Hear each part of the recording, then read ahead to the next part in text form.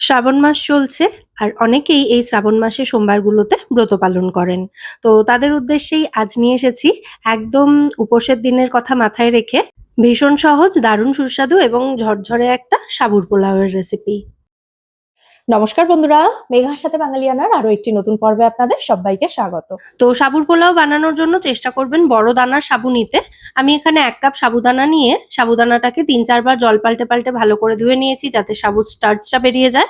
তারপর এটাকে পর্যাপ্ত পরিমাণে জল দিয়ে ভিজিয়ে রাখবো 3 থেকে 4 ঘন্টা মতো। মিনিমাম 2-2.5 ঘন্টা কিন্তু রাখতেই হবে, তা না হলে সাবু ভালো করে ভিজবে না।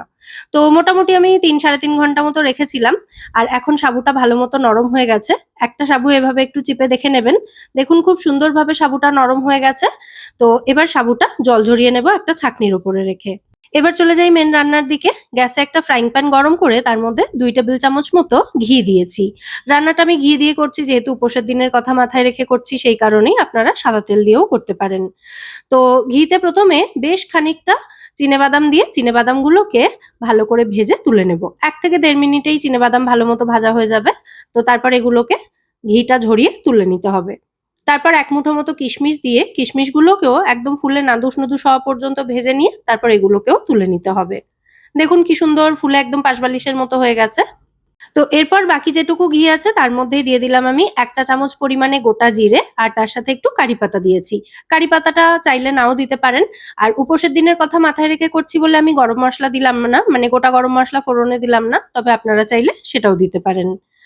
তো গরম মসলা দিলে কিন্তু আর এই কারি পাতাটা দেওয়ার দরকার হবে না।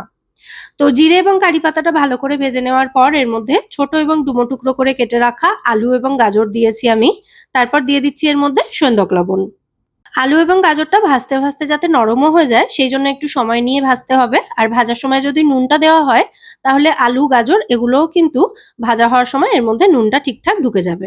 তো এবার ফ্রাইং প্যানটাকে ঢাকা দিয়ে লো ফ্লেমে আলু এবং গাজরটা একটু সময় নিয়ে ভেজে নিচ্ছি। মোটামুটি 3-4 মিনিট রাখলেই দেখবেন আলু এবং গাজরটা ভাজাও হয়ে গেছে এবং সুন্দর নরমও হয়ে গেছে। এরপর এর মধ্যে দিয়ে দিতে হবে গ্রেট করা আদা। আমি এখানে 1 ইঞ্চ মতো আদা গ্রেট করে দিয়ে দিচ্ছি। আদাটা দিয়ে আবারও ভালো করে নাড়াচাড়া করে একটু ভেজে নিচ্ছি যাতে আদার কাঁচা গন্ধটাও চলে যায়। এরপর এর মধ্যে থেতো করে রাখা গোলমরিচ দিয়ে দিচ্ছি 1/2 টিস্পুন মতো। দিয়ে আবারও ভালো করে মিশিয়ে দিচ্ছি। সমস্ত কিছু ভাজা হয়ে গেলে একটা সাইডে সরিয়ে দিয়ে আরো একটা সাইডে আমি দিয়ে দিচ্ছি এখানে কিছুটা ছোট টুকরো করে কেটে রাখা পনির, আর তার সাথে দিয়েছি স্বাদ অনুযায়ী কাঁচা লঙ্কা কুচি। পনিরের টুকরোগুলো জাস্ট হালকা করে একটু ভেজে নিলাম, সেই জন্য ফ্রাইং প্যানের একটা সাইডে এটাকে দিয়েছিলাম। পনিরটা চাইলে আপনারা কিন্তু নাও দিতে পারেন। তো সমস্ত কিছু আবারও ভালো করে নাড়াচাড়া করে মিশিয়ে এবার এর মধ্যে জল ঝরিয়ে রাখা ঝরঝরে সাবুটা দিয়ে দিয়েছি। সাবুর মধ্যে যাতে একটুও জল না থাকে সেটা কিন্তু খেয়াল রাখতে হবে। তো এবার স্প্যাচুলা দিয়ে ভালো করে নাড়াচাড়া করে এটাকে মিশিয়ে দিচ্ছি। আর মেশাতে মেশাতেই দেখবেন কিছুক্ষণের মধ্যে সাবুদানার এই সাদাটে ভাবটা কমে গিয়ে এটা একটু স্বচ্ছ টাইপের হয়ে যাবে। তো এবার আমি এর মধ্যে আরো সামান্য একটু নুন অ্যাড করছি। যেহেতু প্রথমে নুন দিয়েছিলাম তাই নুনটা একটু বুঝে দিলাম এই সময়। আর দিয়ে দিচ্ছি স্বাদ অনুযায়ী সামান্য একটু মিষ্টি। আমি জাগরি পাউডার দিয়েছি, আপনারা চিনিও দিতে পারেন।